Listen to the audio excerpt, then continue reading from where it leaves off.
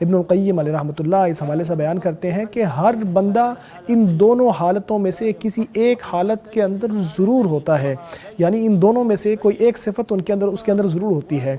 ایک تو وہ واجب ہے جو اس کے اور اس کے رب کے درمیان ہے، اور ایک وہ تعلق ہے جو اس کا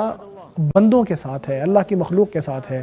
جو انسان اور اللہ کے درمیان کا فرض ہے وہ یہ ہے کہ وہ بھلے طریقے سے، اچھے طریقے سے صحبت رکھے، یعنی لوگوں کے ساتھ جو بھی اس کا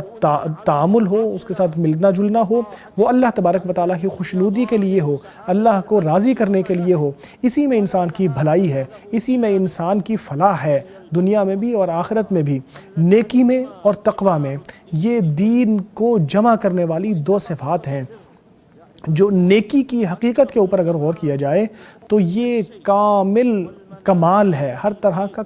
کمال ہے کہ جس کے اندر ہر طرح کی خیر جمع ہو جاتی ہے، کیونکہ نیکی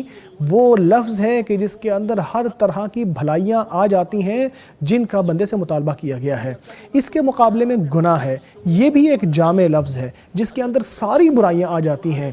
جن کو کرنے والا بندہ مذموم ٹھہرتا ہے۔ نیکی کے لفظ کے اندر ایمان اور اس کے سارے بڑے چھوٹے اجزاء شامل ہو جاتے ہیں۔ تقوی بھی کوئی شک نہیں کہ اسی کا حصہ ہے، اور اکثر اس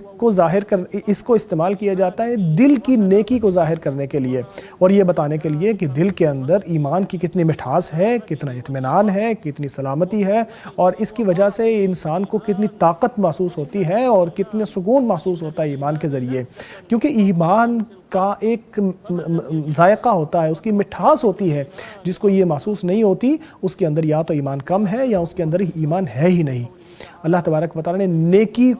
نیکی کی صفات کو ایک آیت میں جمع کیا، فرمایا نیکی یہ نہیں ہے کہ آپ اپنے چہرے دائیں بائیں کرو مشرق اور مغرب کی طرف، بلکہ یہ ایمان کا نام ہے، یہ آخرت پر ایمان کا نام ہے، یہ فرشتوں پر، کتاب پر اور رسولوں پر ایمان کا نام ہے۔ یہ اس شخص کا نام ہے کہ جو